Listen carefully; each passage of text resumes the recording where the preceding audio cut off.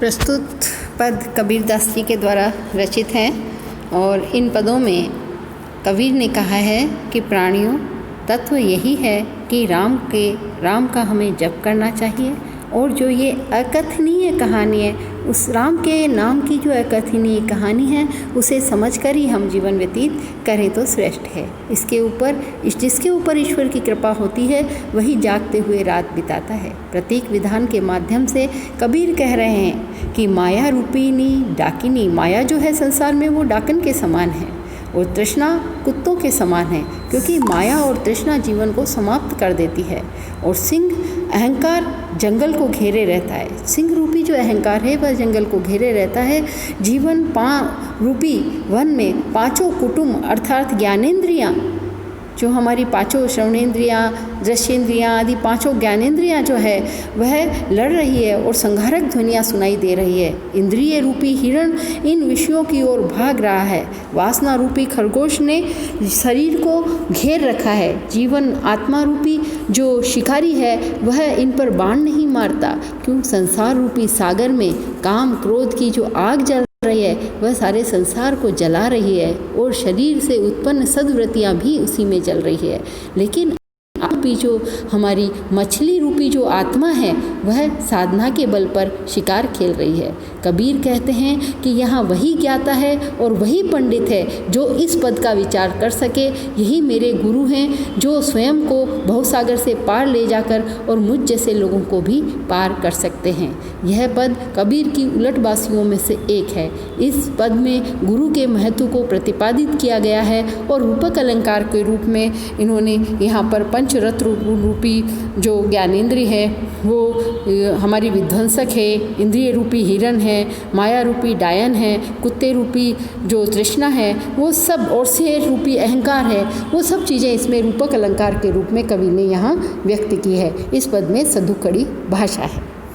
दूसरे पद के अंदर देखें तो कबीरदास ने लिखा है कि इस पद के अंदर अवधूत ने ज्ञान की लहर मार दी है।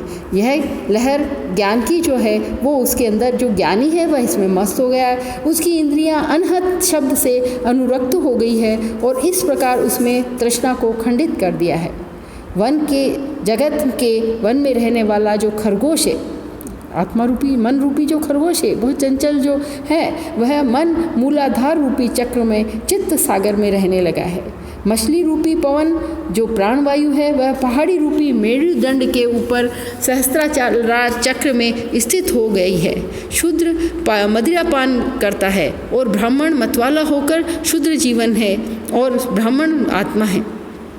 शूद्र यहाँ पर जीव है और ब्राह्मण यहाँ आत्मा है, क्योंकि उस काल के जो प्रतीक थे वो उन्होंने यहाँ व्यक्त किए हैं। यहाँ बिना बगीचे के फल लगे हुए हैं, अर्थात प्रभु की कृपा से तो साधक को मुक्ति रूपी फल बिना बगीचे के ही प्राप्त होता है। आत्मा रूपी जुलाहा अपने कर्म रूपी स्त्री का जो वस्त्र है उसे थान बना रहा है। कर्म रूपी वस्त्र का वो थान बुन रहा है। ज्ञान से उद्भाषित होने पर व्यवहारिक जगत के व्यापार हमें उल्टे प्रतीत होते हैं, क्योंकि जब ज्ञान होगा तो सारा संसार हमें उल्टे ही कर्म करता हुआ दिखाई देगा और वास्तविक कर्म जो है उसे ज्ञान के द्वारा प्राप्त होते हैं। जिससे नीचे स्थान पर वह बैठता है उसे लगता है कि वह स्थान जुलाहे पर बैठा है, वो सबसे ऊपर है। तात्पर्य यह है कि जो निम्न है वह ऊर्ध्वमुखी हो जाता है और भूमि ही खूंटी में गड़ी हुई प्रतीत हो रही है। ताना बाना, क्योंकि वो जुलाहा थे तो प्रतीक भी यहीं से जुटाए हैं। ताना बाना पड़ने में के स्थान पर गांठें पड़ती जा रही है, अर्थात बुनाई के स्थान पर गठाई हो रही है। अर्थात जीवन रूपी जो हमारा वस्त्र है वो और ज़्यादा मजबूती से चुना जा रहा है। सूत बुने जाने के बजाय गुनने का निर्देश कर रहे हैं, अर्थात ये कह रहे हैं कि गाढ़ा बुनो, झीना बुनो और जिसे बुना जाना है वही बुनता रहना चाहिए। कबीर कहते हैं, संतो इस पद में अगम्य ज्ञान है। कबीर कह रहे हैं कि यह वैसे ही जैसे गुरु की कृपा से सुई के छेद से हाथी आ जा सकता है। यहाँ विरोधाभास अलंकार है, सुई की छेद में से हाथी का आना जाना। और विभावना अलंकार है, रूपक अलंकार का भी प्रयोग इसके अंदर हमें दिखाई दे ही रहा है और योग के प्रतीकों के द्वारा उलटवासियों का विधान इस पद के अंदर हुआ है। और साधनात्मक अनुभूति जो है, यहाँ हमने कबीर की आध्यात्मिक अनुभूति ने ये आध्यात्मिक जो रहस्यवाद है वह नहीं, बल्कि साध्यात्मिक साधनात्मक रहस्यवाद हमें दिखाई दे रहा है। भाषा सदुक्कड़ी है।